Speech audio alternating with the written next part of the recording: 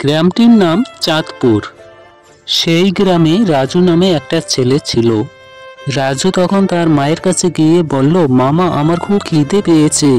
তখন রাজুর মা তার পছন্দের খাবার এনে দিল।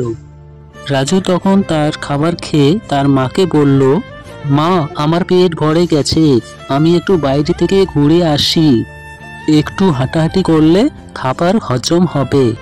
তখন তার মা বলল, ঠিক আছে বাবা, যাও ঘুরে আসো।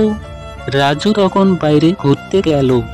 বাইরে ঘুরতে ঘুরতে রাজু পিছন থেকে একটা শব্দ শুনতে পেল। শব্দ শুনতে পেয়ে পিছনে ফিরে দেখে আর বলে, এটা আবার কি? মৌমাছির মতো দেখতে, ডাইনির মতো মাথা অনেকটা। তখন সেই মৌমাছি কিছু না বলে রাজুকে তুলে নিয়ে গেল তাদের গুহায়। গুহায় নিয়ে গিয়ে রাজুকে মধুর মধ্যে ফেলে দিল। তখন রাজু হাত পা নড়াতে চাইল, কিন্তু সে সেখান থেকে কিছুতেই উঠতে পারল না। রাজু বলল, আমাকে এখানে নিয়ে এসেছো কেন? আমাকে ছেড়ে দাও, আমি বাড়ি যাব।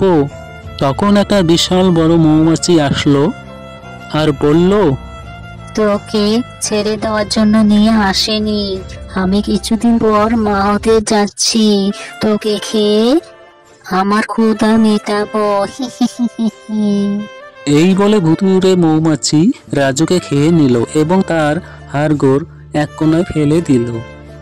তখন ভুতুড়ে মৌমাছি বাকি মৌমাছিদের বলল, আমি কিছুদিন পর মা হতে যাচ্ছি, রোজ দিন আমার মানুষ খাবার চাই, তোরা যদি মানুষ খাবার নিয়ে না আসিস তাহলে তোদের হাত পা ভেঙে দেব।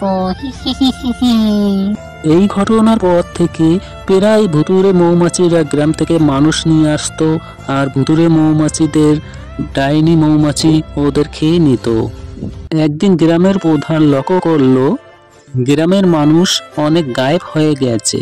কিছু বুঝতে না পেরে সে সাধু বাবার বাড়িতে চলে গেল।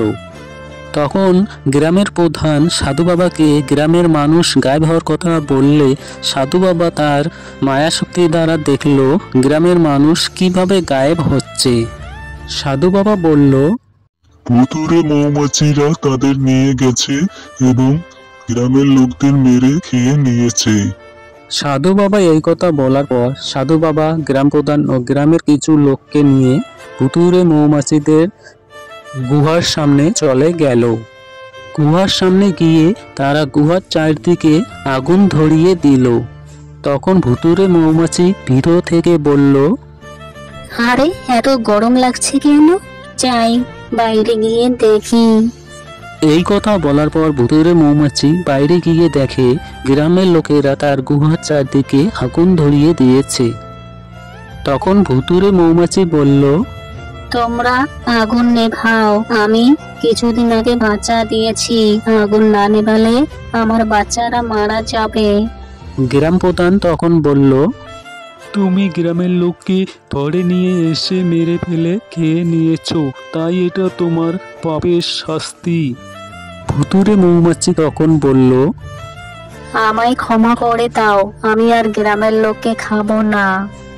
গ্রাম প্রধান বলল, ক্ষমা করে দিতে পারি একটা শর্তে, সেটা হচ্ছে এই গ্রাম থেকে অনেক দূর চলে যেতে হবে তোমাকে তোমার বাচ্চাদের নিয়ে।